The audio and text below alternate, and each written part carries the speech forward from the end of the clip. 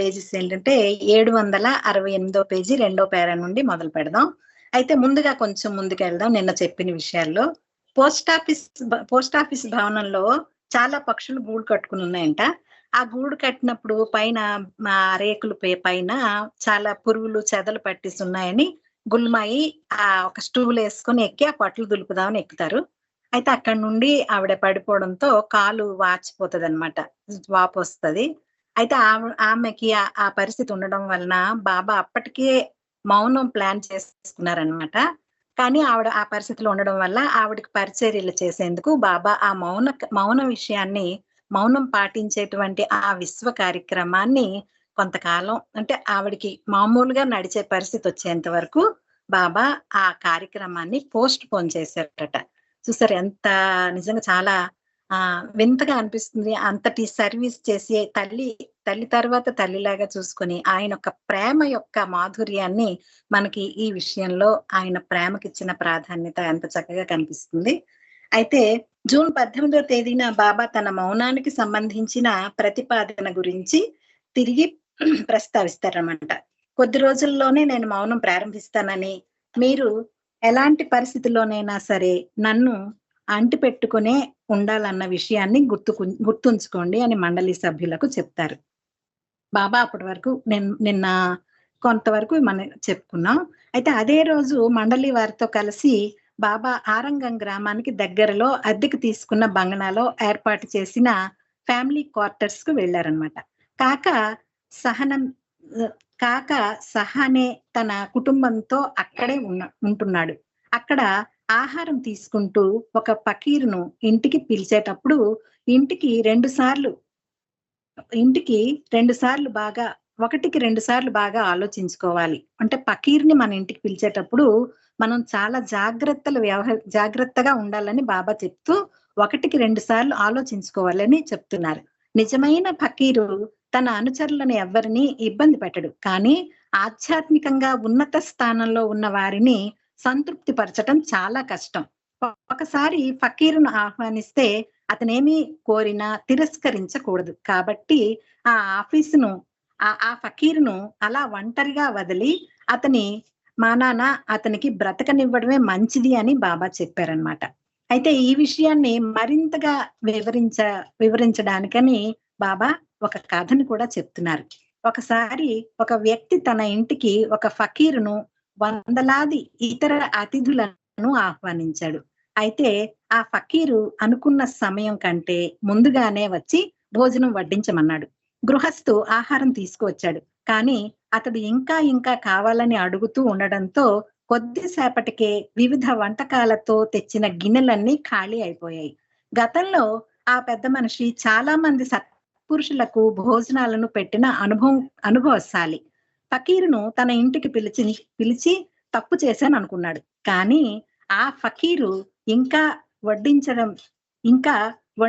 వడ్డించమంటూ ఆహారం పెట్టలేకపోవడం మరింత తప్పు. అంటే అతను ఆహారం అడుగుతున్నా నేను వడ్డించకుండా ఉండడం అనేది, అడిగినప్పుడు పెట్టకుండా ఉండడం చాలా తప్పని భావించి, అందుకనే 500 మంది అతిథుల కోసం వేరుగా తయారు చేసిన వంటకాలు అన్నీ ఆ ఫకీర్‌గా వడ్డించేశాడు. ఫకీర్ ఎంతో తృప్తిగా తిని గృహస్థుని ఆశీర్వదించి వెళ్ళిపోయాడు. అయితే ఈ వ్యక్తి ఫకీరును తన ఇంటికి ఆహ్వానించినందుకు అతని శాపానికి గురి అయ్యే ప్రమాదాన్ని కొని తెచ్చుకున్నందుకు చింతించాడు. అయితే ఆ ఫకీర్‌కి పిలిచేటప్పుడు చాలా జాగ్రత్తగా ఉండాలట. అతను ఏదడిగితే అది ఇవ్వాలట. అయితే ఈ 500 మందికి పెట్టిన ఆహారాన్ని ఆ ఫకీర్‌కి పెట్టి ఆ ఫకీర్‌ని తృప్తిపరిచాడు. అయితే తను అనుకుంటున్నాడనమాట, ఒకవేళ గాని నేను అలా వండించకుండా ఉంటే, ఆయనకి పెట్టకపోయి ఉంటే, నేను ఆ ఫకీర్ తాలూకా శాపానికి గురై ఉండేవాడిని. నేను పిలిచి చాలా తప్పు పని చేశానని అతను భావిస్తాడు. అయితే సాయంత్రం రైలులో బాబా పూనా వెళ్లారు. జంషెడ్ మరియు మరికొంతమంది కూడా బాబాతో పూనా వెళ్లారు.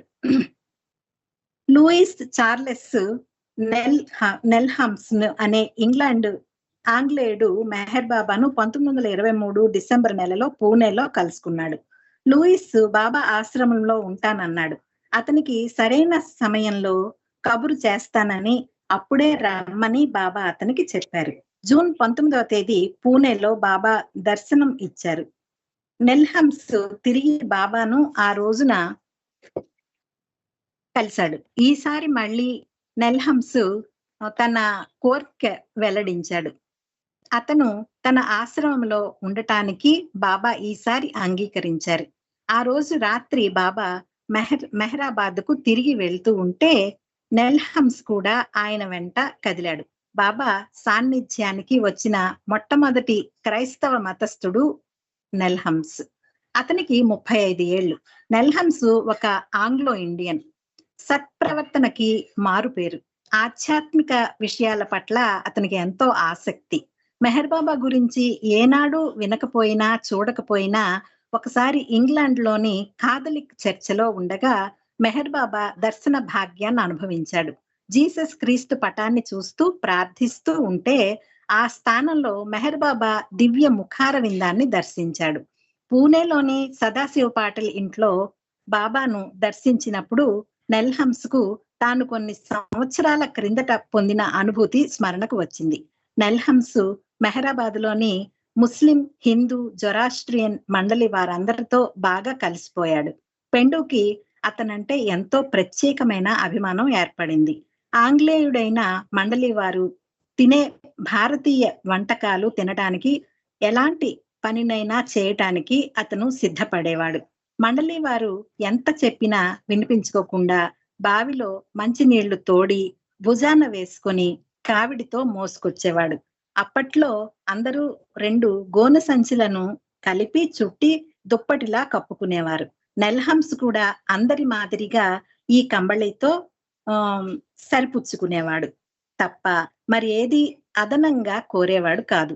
మునుల మాదిరి నిరాడంబర జీవితం అంటే అతనికి ఆసక్తి ఎక్కువ. బక్రీ అనే మత ముతక రొట్టె తింటూ పాలు పాలు లేని పాలు టీ టీని పాలు లేని టీని త్రాగి శాకాహారిగా మారిపోయాడు. అప్పుడప్పుడు హిందూ దేవాలయ పూజారి విశ్వనాథ్ ఉదయం, సాయం సమయాలలో నిర్ణీత సమయానికి చేయవలసిన దేవతార్చన చేయటంలో కొంత అశ్రద్ధ చేస్తూ ఉండేవాడు. జూన్ మాసంలో ఒకరోజు బాబా అతన్ని పిలిచి గట్టిగా చీవాట్లు పెట్టారు. తాను నిర్ణయించిన సమయానికి ఖచ్చితంగా పూజలు నిర్వహించాలని బాబా శాసించారు. అప్పుడు బాబా విశ్వనాథ్‌కి ఎంతో గంభీరమైన ప్రవచనాన్ని అతి క్లుప్తంగా ఇలా వివరించారు. మానవ దేహంలో పైభాగ ముఖము ఎంతో అందంగా ఉంటుంది.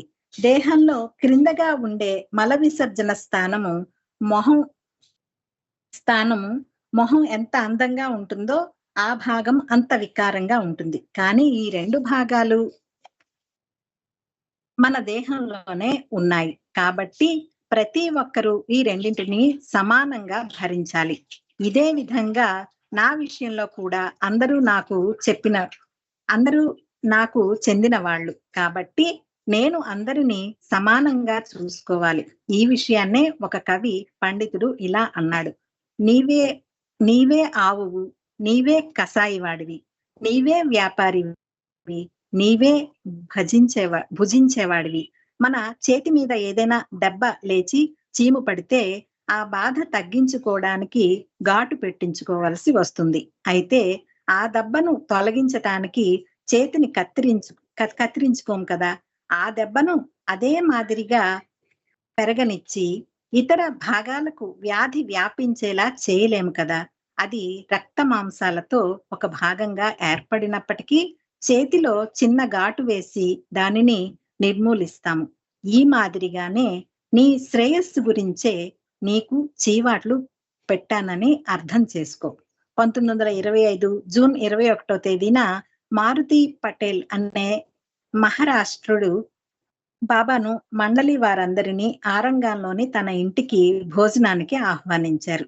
బాబాకి, మండలికి ఇంట్లో ప్రత్యేకంగా భోజనపు ఏర్పాట్లు చేసి ఆ గ్రామంలోని హరిజనులు, నిమ్న జాతీయుల కోసం ఇంటి ప్రాంగణంలో కార్పెట్ పరిచి భోజనపు ఏర్పాట్లు చేశారు. బాబా వస్తూనే ఆరుబయట హరిజనులతో కూర్చొని వారితో సహపంక్తి భోజనం చేశారు. కటువుగా ఇలా అన్నారు. కులం నుంచి వెలివేయబడ్డ వాడిని, ఎవరిని వెలివేయబడిన వాళ్ళని ఎవరిని అంటారు? తన హృదయంలో భగవంతుని పట్ల ప్రేమ లేని వాడే నిజంగా వెలివేయదగినవాడు. మరమ్మతులు చేస్తున్న తమ ధర్మశాలను దర్శించమని భోజనం అయిన తర్వాత హరిజనులు బాబాను కోరారు. ఆర్థిక సహాయం లేనందువలన ధర్మశాలలో పూర్తిగా మరమ్మతులు చేపట్టలేకపోయామని బాబాకు హరిజనులు విన్నవించుకున్నారు. తన సహాయం అందిస్తానని బాబా వారికి హామీ ఇచ్చారు. వాళ్ళందరినీ ఆశ్చర్యపరిచేలా బాబా హరిజనుల ధర్మశాలను మాత్రమే కాక అస్పృశ్యులుగా చూడబడుతున్న ప్రతి హరిజనుడి ఇంటిని దర్శించారు. ఒకసారి బాబా ఆరంగానికి నడుచుకుంటూ పేదల ఇళ్లకు వెళ్లారు.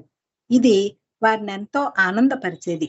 బాబా కొంతమంది నిరుపేద హరిజన విద్యార్థుల కుటుంబాలకు పస్తులుంటున్న విషయం విని వారికి ప్రతి నెల ధాన్యం ఇచ్చే ఏర్పాటు చేశారు. తనకు దగ్గరగా ఉన్నవారు ఎవరూ ఆకలితో బాధపడకూడదని బాబా అంటూ ఉండేవారు. అన్ని కోరికలకు అతీతమైన సర్వశక్తిమయ పరమేశ్వరుని ఎదుట ఆయన పట్ల ప్రేమలో వారెన్నడూ పేదవారు కాదని, ఆ పేదవారు గ్రహించేటట్లుగా వారికి బాబా ప్రేరణను స్ఫూర్తిని ప్రసాదించారు. జూన్ నెలలో 23వ తేదీ ఇద్దరు విద్యార్థులు దెబ్బలాడుకుంటున్నారు. ఒకడు పలకతో రెండవ వాణ్ణి కొట్టడంతో అతని ముక్కు నుంచి రక్తం కారింది. ఆ ఇద్దరిని బాబా ఎదుట హాజరుపరిచారు. ఏమైందని బాబా ప్రశ్నించారు. వారిద్దరూ తమ వాదన వినిపించారు. ఈ సంఘటనకు సాక్షులుగా ఉన్న కొందరు ఇద్దరిలో ఒకరు తప్పు చేశారని బాబాతో చెప్పారు. తప్పు చేసిన విద్యార్థికి ఎలాంటి శిక్ష విధించాలి అని బాబా మండలి వారిని చెప్పమన్నారు. మండలి వారిని స్కూల్ పిల్లల్ని అడిగారు. స్కూల్ ఎదుట 1 గంట సేపు నిలబెట్టాలని కొందరంటే, బాబా గట్టిగా మందలిస్తే సరిపోతుందని కొందరు అభిప్రాయాన్ని వెల్లబుచ్చారు. వారి సలహాలు విన్నాక తప్పు చేసిన విద్యార్థిని, నువ్వు తప్పు చేసినట్లు అంగీకరిస్తావా అని బాబా అడిగారు. అందుకు ఆ విద్యార్థి తల ఊపుతూ తనదే తప్పు అని అంగీకరించాడు. అయితే ఎలాంటి శిక్ష నీకు విధించాలంటావు అని బాబా అడిగారు. భయంతో వణుకుతున్న ఆ విద్యార్థి నోరు విప్పలేదు. స్కూల్లోని ప్రతి విద్యార్థి పాదాలకు నమస్కరించమని బాబా ఆదేశించారు. ఇలాంటి పనులు మళ్ళీ చేస్తే స్కూల్ నుండి పంపించి వేస్తానని బాబా హెచ్చరించారు. టైఫాయిడ్ తో బాధపడుతున్న రఘునాథ్ భావు గోస్వామి అనే బాలుడు ఆ రోజు రాత్రి మరణించాడు. బాబా ఆ యువకుని స్వాంతన పరచటానికి ఆసుపత్రికి చాలా సార్లు వెళ్లారు. బాబా అతని తల్లిదండ్రులకు ఇలా చెప్పారు. రఘునాథ్ ఇక్కడ నా ఆశ్రమంలో మరణిస్తే అతనికి ముక్తి లభిస్తుంది. బాహ్యంగా అతడు బాధపడుతున్న అంతరంగంలో అతడు చాలా ప్రశాంతంగా సంతృప్తితో ఉన్నాడు. పెండు మరియు డాక్టర్ కర్కాల్ అతనికి ఎంతో విశ్వాసంతో చికిత్స చేశారు. మరునాడు ఆ బాలుని దేహానికి దహన సంస్కారము చేశారు. మండలి వారితో కలిసి బాబా దానికి హాజరైనారు. ఆ తర్వాత పాద్రి మరియు పెండు ఆసుపత్రిలో వ్యాధులు వ్యాపించకుండా చేసే నియంత్రణ చర్యలు బాబా పర్యవేక్షణలో చేపట్టారు. జూన్ 25వ తేదీ క్రీడలు, ఆటల పోటీలు ఉదయం మరియు సాయంత్రము మెహరాబాద్ లో నిర్వహించబడ్డాయి. రుస్తుమ్ను ఆటల పోటీలకు పర్యవేక్షకుడిగా న్యాయ నిర్ణేతగా నియమించారు. ఈ ఆటలలో గోనె సంచులతో నడక, గాడిదలతో పరుగు పందెం, హై జంపు, సైకిల్ తొక్కడం, టగాఫర్ వారు తదితర అంశాలు ఉన్నాయి. ఈ హాస్యభరిత క్రీడలలో గాడిద పరుగు ఆటలో బాబా కూడా పాల్గొని బాబాయే ప్రథమ స్థానంలో గెలుపొందారు. టగాఫోర్ పోటీ ఆరంగము హరిజనుల పిల్లలకు మరాఠా గ్రామస్తులకు మధ్య పెట్టారు. ఈ ఆట చూపరులకు ఎంతో సంతోషాన్ని కలిగించింది. రుస్తుం, అర్జునులు క్రీడలలో గెలుపొందిన వారికి పరీక్షలలో ఉత్తీర్ణమైన విద్యార్థులకు బహుమతులు అందజేశారు. బాబా పడుకునే దివాన్లను స్కూలులోని ఒక గదిలోనికి తీసుకొచ్చి పూలతో అలంకరించారు. ఈ పాఠశాల వేడుకలు విష్ణు ప్రసంగంతో ప్రారంభమైనాయి. అబ్దర్ రహమాన్ బృందం కల్వారీ కార్యక్రమం కూడా ఏర్పాటు చేశారు. స్కూలు డైరెక్టర్ గా రుస్తుం విద్యార్థులకు బహుమతులు అందజేశాడు. గాడిద పరుగు పందెంలో గెలుపొందిన మెహర్ బాబాకు ప్రప్రథమంగా రుస్తుం పూలదండ వేశాడు. ఆ గాడిద పరుగు పందెంలో ఒక హాస్య సంఘటన జరిగింది. గాడిదపై కూర్చున్న గుస్తాద్జీ కింద పడ్డాడు. అతను తిరిగి గాడిద పైకెక్కి తోలబోతే ఆ జంతువు మొరాయించింది. గాడిద మొండితనం చూసి గుస్తాద్జీకి కోపం వచ్చింది. కస్సుబుస్సుమన్న గాడిద ఏమాత్రం కరుణించలేదు. మొండి గాడిద అని గుస్తాద్జీ ఆ గాడిదపై విసుక్కుంటూ ఉంటే అందరూ గట్టిగా నవ్వుకున్నారు. పరుగు పందెంలో గెలుపొందిన రుస్తుంకు బాబా బహుమతి ఇచ్చారు. మిగిలిన విజేతలకు రుస్తుం బహుమతులు అందజేశాడు. విజేతలకు, ప్రేక్షకులకు అందరికీ మిఠాయి టీ పంచి ఇచ్చారు. ఆ వేళ 1925 జూన్ 26వ తేదీ, జూలై 10వ తేదీ నుంచి మౌనం వహిస్తానని బాబా ప్రకటించారు. బాబా ప్రకటనను సైన్ బోర్డుపై రాయించి మెహర్ బాబాకు ప్రవేశ ద్వారం దగ్గర పెట్టారు. 1 సంవత్సరం దాకా బాబా మౌనంగా ఉండబోతున్నారని పేర్కొంటూ నోటీసులు ముద్రించి శిష్యులందరికీ పోస్ట్ చేశారు. జూలై 1వ తేదీ నుంచి బాబా బయట వారెవ్వరికీ దర్శనం ఇవ్వరని కూడా నోటీసుల్లో పేర్కొన్నారు. మెహ్రాబాద్ లో ఉంటున్న స్త్రీ పురుష మండలి సభ్యులందరికీ వారి విధులు, బస ఏర్పాట్ల గురించి ప్రత్యేకంగా సూచనలు చేయటానికి బాబా తనకు తగిన సమయము కావాలనుకున్నారు. సంవత్సరం పాటు బాబా చేపట్టబోయే మౌనం గురించి మండలి సభ్యులతో బాబా చర్చిస్తూ ఉంటే ఒకరు లేచి నిలబడి ఎవరి మీదనైనా బాబాకు కోపం వచ్చిన నేపథ్యంలో నోరు జారి మాట్లాడవలసి వస్తుందేమోనని అన్నారు. బాబా పొరపాటున మాట్లాడకుండా ఉండటానికి నోటిపై నుండి చేతి రుమాలు కట్టుకోవడం మేలని కూడా సూచించబడింది. తాను ఒక్కసారి మౌనం చేపడితే తానెట్టి పరిస్థితుల్లోనూ నిగ్రహం కోల్పోనని, అలాగే ఒక్క మాట కూడా నోటి నుండి బయటకు రాదని అందరికీ హామీ ఇచ్చారు బాబా. ఆ గోష్ఠిని ముగిస్తూ బాబా ఒక పద్యం చదివారు. అదే బాబా పాడిన ఆఖరి గీతం.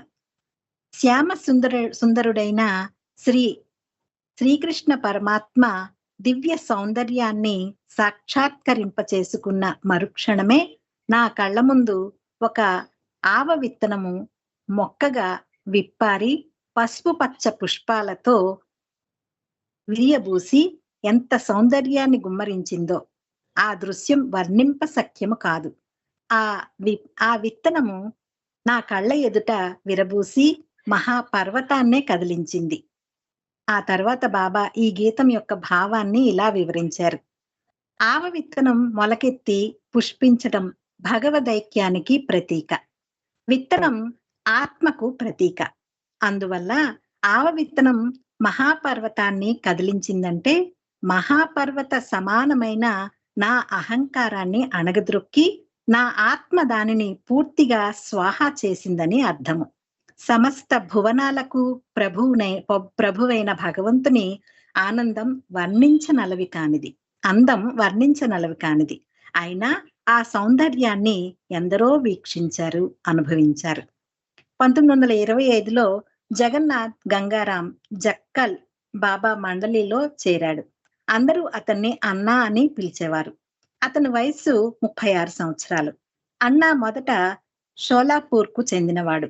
అక్కడ అతని కుటుంబానికి ఒక ప్రింటింగ్ ప్రెస్ ఉండేది. వారు ఒక దినపత్రికను కూడా ముద్రించేవారు.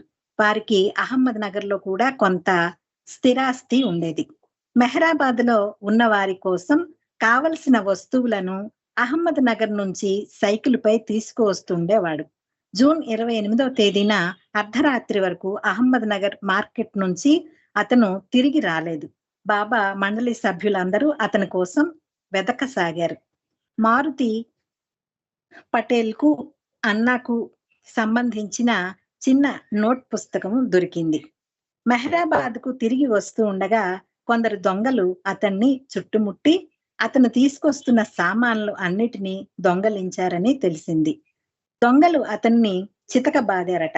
దాంతో అతను అహ్మద్ నగర్ లోని తన ఇంటికి వెళ్ళాడు. బాబా మండలి వారు అతని ఇంటికి వెళ్ళగా తలకి కట్టు కట్టుకున్నాడు. మంచంపై పరుచుకుని పడుకొని మూలుగుతూ కనిపించాడు. బాబా అతడిని ఏమి జరిగింది అని ప్రశ్నించారు. మైకంలో ఉన్న అతడు బాబా 104 అని గొణుకుతూ ఉన్నాడు. బాబా ఏమి జరిగిందని 2-3 సార్లు రెట్టించిన అతని నుండి అదే సమాధానం 104 అని బదులు ఇచ్చాడు. అన్నకు 104 డిగ్రీలు టెంపరేచర్ వచ్చిందని బాబా అర్థం చేసుకుని డాక్టర్ కోసం కబురు పంపి అతనికి మందులు ఇప్పించారు. అతను పూర్తిగా కోలుకొన్నాక అతడు జ్వరంలో ఉండగా పలికిన మాటలకి సరదాగా బాబా అతని గురించి చివరికి మారు పేరు ఏమని పెట్టారంటే 104 అని.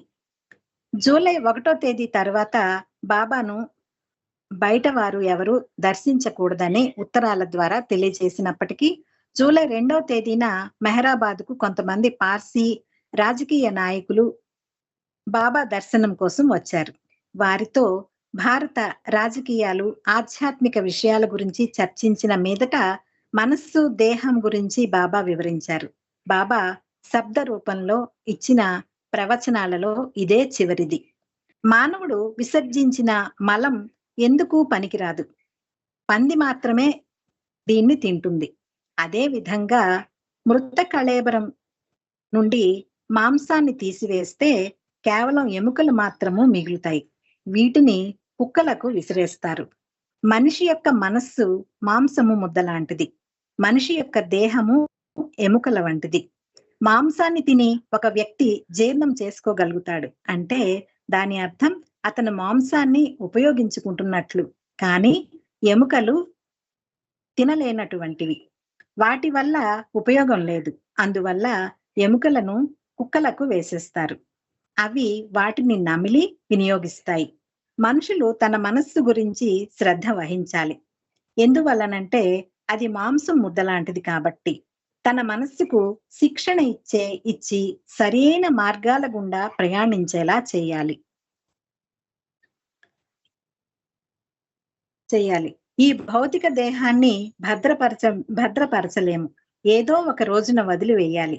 ఈ విషయాన్ని మరింత వివరంగా చెప్పాలంటే చేతి వేలు తెగినా, కాలు వేలు తెగినా బాధపడాల్సిన పని లేదు, రోధించాల్సిన అవసరమూ లేదు.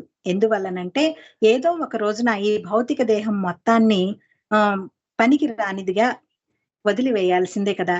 అందువల్ల మానవుడు అత్యంత ఉపయోగకరమైన తన మనస్సు గురించి అత్యంత శ్రద్ధ తీసుకోవాలి.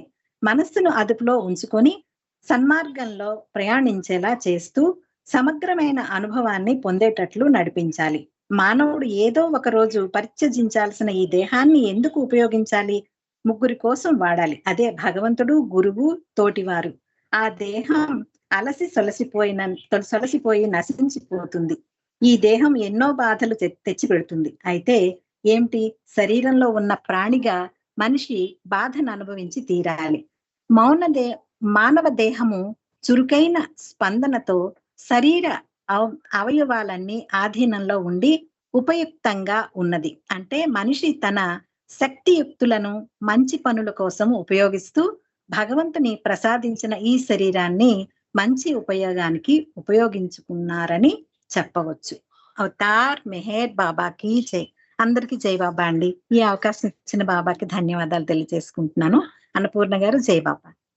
జై బాబా అమ్మ, చక్కటి అంశాలు వివరించారు. చాలా బాగున్నాయి విషయాలు. జై మెహర్ బాబా అండి. మీకు హృదయపూర్వక ధన్యవాదములు. జై మెహర్ బాబా. ఇప్పుడు లలితా సుందరి గారు హారతి చేస్తారండి. ఉన్నారా మీరు?